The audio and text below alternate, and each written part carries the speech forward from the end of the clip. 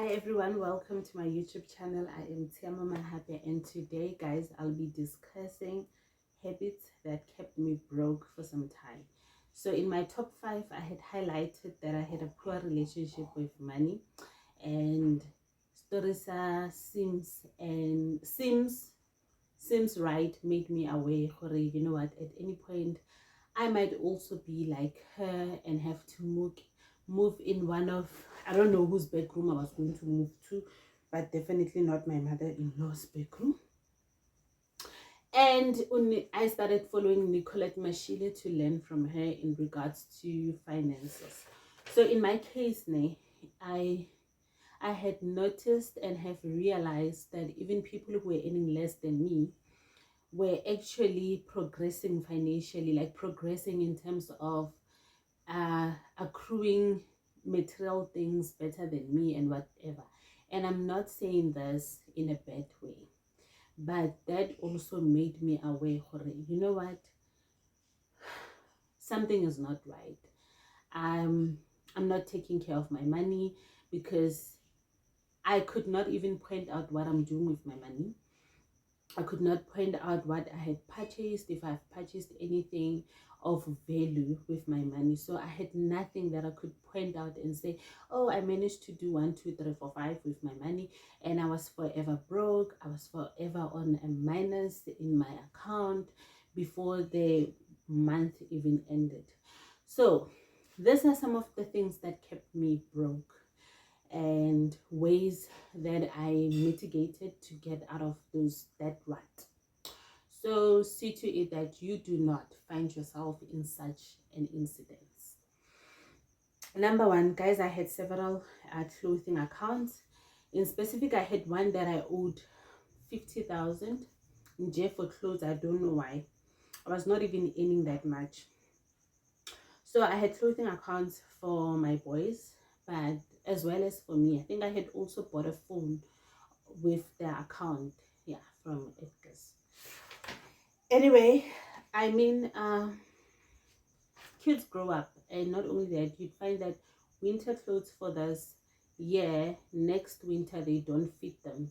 So it's not something that you can't plan for. You can plan for shopping for clothes, more especially for kids, and put a budget aside. Even for you, I mean, you can plan for it and put a budget aside for it.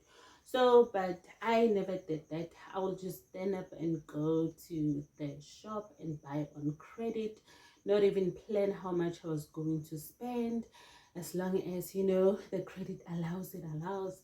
So I'll just go there, pick whatever I picked, and sometimes I'd find that, oh no, I actually bought more t-shirts than pants. Then I have to go back again and get pants. So I had no plan whatsoever in terms of purchasing clothes for my kids and for myself.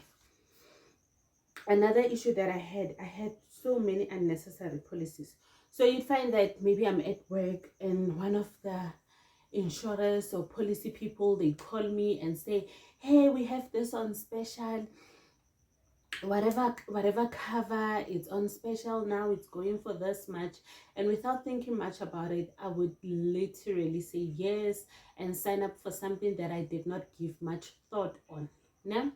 So I ended up realizing that actually I have a lot of duplicate policies, in a sense that one of the covers that I have actually covers that one thing that I'm also paying for. So I had a lot of debits that went off for policies that were really unnecessary. And another bad tendency that I had a tendency of lending people money. Guys, I don't know how to put this. I lost friends because of lending people money. Someone asks you for 2,000 rand, you give them the money. When you have to get your money back, is a hassle. Literally, your own money back is a hassle. So I stopped lending people money. And if I do lend you money, and I hate to say this, but let me say it. If you lend someone money, may it be an amount that you will not mind losing, because chances of you getting it back is just slim. It's a risky business. You might not get your money back. So lend what you can afford to lose if really you want to lend people money, but otherwise no, don't. Sorry about that, I'm back. Another problem that I had is eating out. So eating out is expensive, guys, and not only is it expensive, it's also unhealthy. So I had a tendency of going out in during weekends to meet my friends or go out with my family. Sometimes during the week, twice a week, I'll buy takeaways. It's a very expensive activity to do, guys, and if you can avoid it, just avoid it. So in my way, avoiding it, instead of buying burgers out, you basically just buy your patty burgers, and then you do a homemade burger, and you buy chips and you make chips from home. It's a lot healthier and a lot cheaper than always having to buy outside. Buying food outside, buying takeaways is so expensive and very unhealthy. So I adapted eating in a lot more than eating out. And as well as my friends, instead of us meeting in a restaurant or so, we'll host each other in our places, knowing that we can have a simple braai with our drinks from home. And you know that if you braai, it's not like you're just gonna eat the two of you. You know, the family can also have some and eat some. You'll have leftovers. You can also pack some food to live with. Unlike going to a restaurant whereby you're going to sit down and spend 200 or so, or 500, actually even 1,000, but the meat is not, it's not 1,000 rand meat. So you're basically paying for those services as well. So I decreased the habit of eating out. Another thing is buying items that I don't necessarily need, but because of influence, you know, they're being hyped out there, or they're in fashion, or whatever the case might be, and then you find that I also just buy it because people have it. So I don't know, peer pressure, fit in kind of situation, especially coming to kitchen items. As women, we have so many things in the kitchen that we don't even use, guys.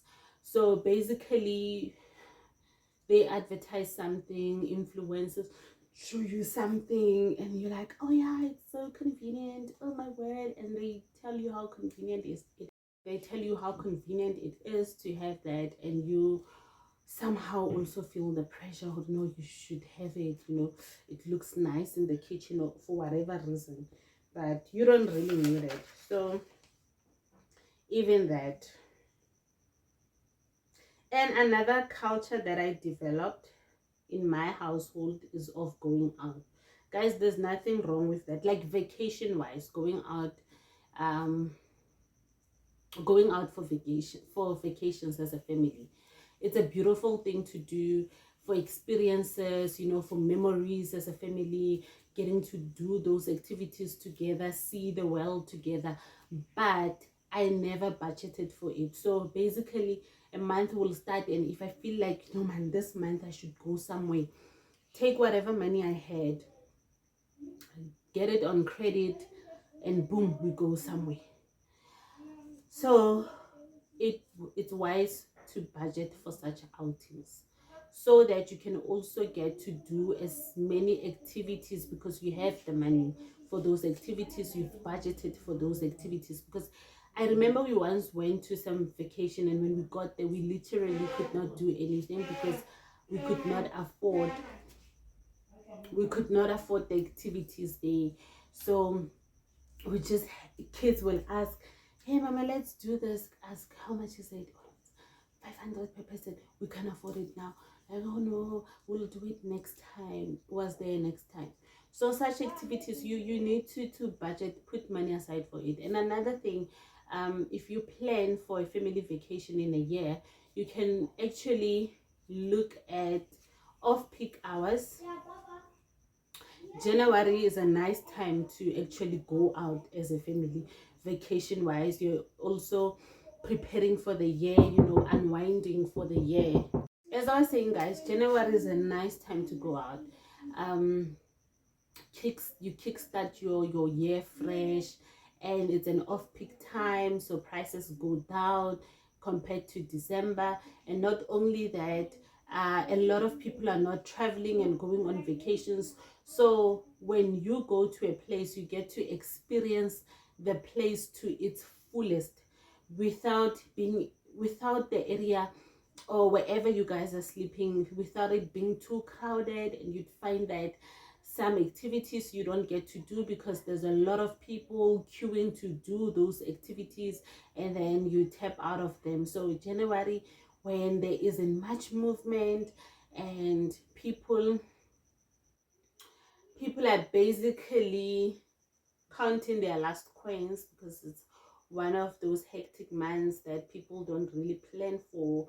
You actually have time with your family out there, and it's a bit quiet, and activities are not there, isn't like an overcrowding in the place. So yeah, you check such things of peak times. It's a bit low. You also get these benefits that you'll get to experience most of the activities without a hassle. So that's it, guys, from my side. Those are the activities that kept me broke. Like, they might seem minor, but that's what kept me broke in my 20s, kept me from seeing where I'm going, not progressing enough, not having a plan for my money, not knowing where each and every cent is going, not budgeting, guys. I did not have a budget at all.